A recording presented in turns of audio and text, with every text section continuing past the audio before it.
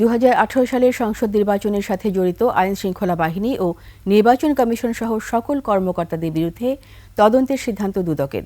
এছাড়াও সাবেক মন্ত্রী তাজুল ইসলাম ও তার স্ত্রীর বিরুদ্ধে 139 কোটির বেশি অবৈধ সম্পদ অর্জন ও মানি লন্ডারিং এর মামলা করেছে দুর্নীতি দমন কমিশন। এছাড়া আটক করা হয়েছে সালমান এফ রহমানের টাকা পাচারকারী ব্রিটিশ দ্বৈত নাগরিক তারেক আলমকে। বিস্তারিত সুমাইয়া খানের রিপোর্টে। 2018 সালের জাতীয় নির্বাচনে দিনের ভোট রাতে করার সাথে জড়িত আইন শৃঙ্খলা বাহিনীর সদস্য, সংসদ সদস্য, নির্বাচনের প্রক্রিয়া ও নির্বাচন কমিশনের অন্যান্য কর্মকর্তার বিরুদ্ধে অনুসন্ধানের সিদ্ধান্ত নিয়েছে দুদক। 2018 সনে একাদশ জাতীয় সংসদ নির্বাচনে ক্ষমতার অপব্যবহার, অপরাধমূলক অসদাচরণ, জালিয়াতি, দিনের ভোট রাতে করা এবং আর্থিক লেনদেনের মাধ্যমে সংসদ সদস্য নির্বাচনের প্রক্রিয়ার সাথে সংশ্লিষ্ট সকলের বিরুদ্ধে অনুসন্ধানের সিদ্ধান্ত গৃহীত হয়েছে।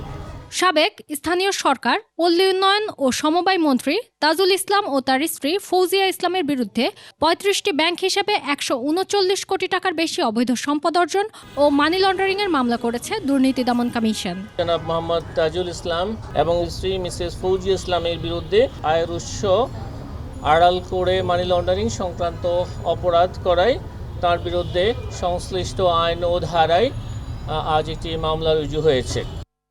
ভিটামিন ও ফাইবার সমৃদ্ধ ফ্রেশ আটা ময়দা সুজি আপনাকে দিবে সুস্বাস্থ্যের নিশ্চয়তা। ফ্রেশ আটা ময়দা সুজি। এদিকে 17 কোটি টাকার অবৈধ সম্পদ অর্জনের অভিযোগে অতিরিক্ত কর কমিশনার কাজী আবু মাহমুদ ফয়সাল, তার স্ত্রী আফসানা জেসমিন সহ 14 জনের বিরুদ্ধে মামলা দায়ের করেছে দুদক।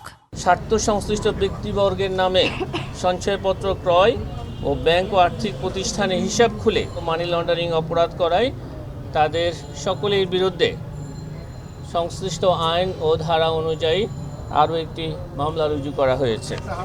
এছাড়াও 100 কোটি টাকার অবৈধ সম্পদ অর্জনের অভিযোগে স্বাস্থ্য প্রকৌশল অধিদপ্তরের তত্ত্বাবধায়ক প্রকৌশলী আনোয়ার আলীর বিরুদ্ধে অনুসন্ধান শুরু করেছে দুর্নীতি দমন কমিশন। আর সালমান এফ রহমানের 1000 কোটি টাকা পাচারকারী ব্রিটিশ দ্বৈত নাগরিক তারেক আলমকে শাহজালাল বিমানবন্দর থেকে আটক করেছে দুদক। বাংলাদেশ ব্যাংকের রিজার্ভ চুরির মামলায় তদন্ত করতে চেয়ে সিআইডিকে চিঠি পাঠিয়েছে দুর্নীতি দমন কমিশন।